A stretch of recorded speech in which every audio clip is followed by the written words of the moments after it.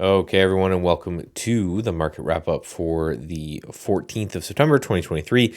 I was going to even probably skip today with how boring yesterday was, and I didn't think I'd be able to get really any, interesting commentary past today, but we started to pick up later in the day after a little bit of sell-off, and we rallied into the close. So we actually do have some interesting looks. So I am going to go over those. As always, make sure you sign up for the email list to make sure you get access to all of the charts and access to my watch list, which you can copy and paste into Trade Ideas for free. If you don't have Trade Ideas, use StatsEdgeTrading for 15% off. Give it a shot for a month. You can just copy and paste my link directly in there and get access to what I'm watching for individual names. So starting with Bitcoin, it's Bitcoin, right? We still haven't moved very much. We're still bouncing from this level, which is interesting. But we have a long way to go still, right?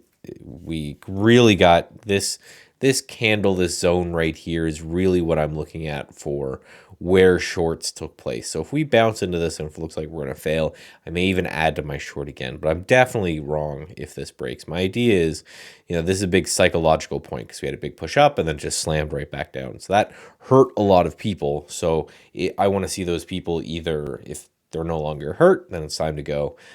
If they sell into this pop from here, then, looking for that to go as well.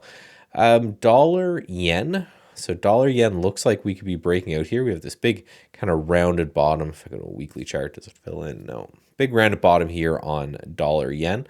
Nice little bull flag here on the daily chart. Full disclosure, I did buy some on a shorter term time frame, the 4-hour here, when it looked like we were breaking it from this red candle right here. So the idea is if I can get involved somewhere around here and we can get a push to highs, I think that'll be a pretty good look there. And gold is the other one I wanted to look at. So gold, this is the 4-hour chart, but it's all the same. Gold, you can see from this low right here, if we kind of narrow that in, make that a little bit more interesting. From this low, you can see support right here, support right here, support right here, and support right here. So this anchored VWAP's been acting as support for a long, long time. And we pushed down under these lows, and then we had this big rally back up. So I'm looking to see if we can break back above this VWAP. Again, I want to get long in around here, because if we chop around for a long time and then we break this upper VWAP, then I can add to a position at a good price. So I'm just, small, trying to kind of finagle something in here. Now let's go into the SPY and see what's going on here. Right, big break today, finally, right? We had a nice little breakout after, yesterday's video where I kind of talked about how annoyed I was that we were stuck, in this range here, which is also in this range here. We have a long way to go to get through there, but at least we tried. We did something today, which was good. So we have to see some follow through into Friday, into the weekend. We need to see kind of a bounce up there, but we finally did get some movement. Two charts I want to talk about quickly was URA and uranium. Maybe this thing has just been insanely bullish. We own a bunch of uranium stocks that I was watching, and they've been fantastic for us. But I'm kind of worried that this topping tail that exists here in uranium, to me, on this much volume, right? Massive volume going on here. We have 4 times normal volume in this uranium ETF, almost 5 times normal volume. So a big, gap up and then topping tail with 5 times normal volume. To me, that spells that we could be in for a little bit of a pullback, at least in the short term, while we kind of gather and then maybe push higher again.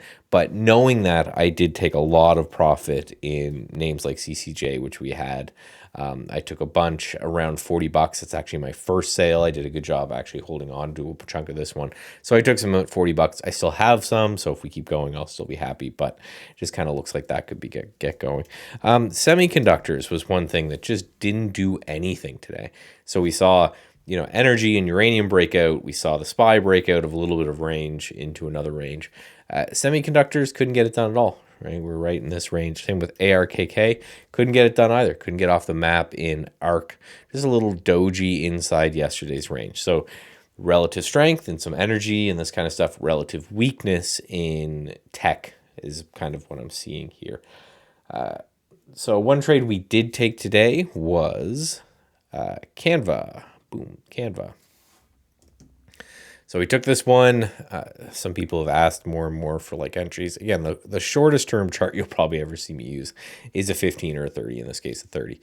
So the first 30 minutes, again, I'm not even looking at the market for the first hour of the day usually. Big pop up into this prior resistance, pulled back off of that, made a red candle.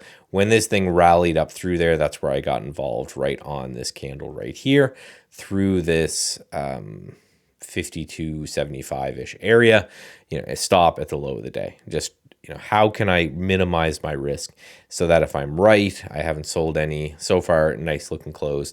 What I'm looking to have happen is I'm just looking for a break of these highs right here. If we can get that on a nice follow through day, that'll be fantastic because I've gotten a good price. I really like the look of the stock.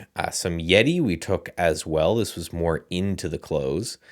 The idea here was just this anchored view out pullback down a bunch of days in a row, some indecisive days, and then we broke up through. So I got involved some in this one as well. And WSM, where'd my Canva go? Oh, did I ruin the Canva trade? This WSM I did not take, but I'm going to watch here. I actually put this one on the list when I was scanning, and it looks like it rallied into the end of the day. Just wonder what happened to my Canva alert here. Oh, I touched it. That messed it up. Oh, poop. Okay, that's fine. Yeah, so that's kind of what we're looking at here with a lot of these names. Now, some things that I've added, and again, you get access to the full watch list if you go to StatsEdgeTrading.com, sign up for the email list there. NPWR, this is a newer IPO. 16 bucks seems like a big level here. So if we can break through 16 on that one, nice kind of looking cup and handle type of play. You have, a big kind of cup thing here, and then you have the handle right here. It looks very interesting on this one. We have, everything's all jumbled. I wonder what I did to break it. New York Times was the other one. NYT. Why are you? Oh, that's all the way up here. Okay. New York Times, we bought some as it broke out of this little zone here a couple days ago. We sold half when we neared resistance and we got stopped out the rest. So it wasn't kind of a do nothing trade, but we are back at this point. I didn't mean, let's ignore that. Just draw this anchored view up. We are back right at this anchored view up, and we put in a big bottoming tail at this today. So I like the hammer candle that I'm seeing here. If we can get a bounce through that, that's where I'm going to get involved and look to see if we push higher. So that's it for today. Still kind of a short one, but the market's finally starting to move. What we really need to see over the next few days is follow through. So as always, thanks for hanging out. Thanks for watching and liking and retweeting and all that kind of stuff. I greatly appreciate it, and I'll talk to you guys soon.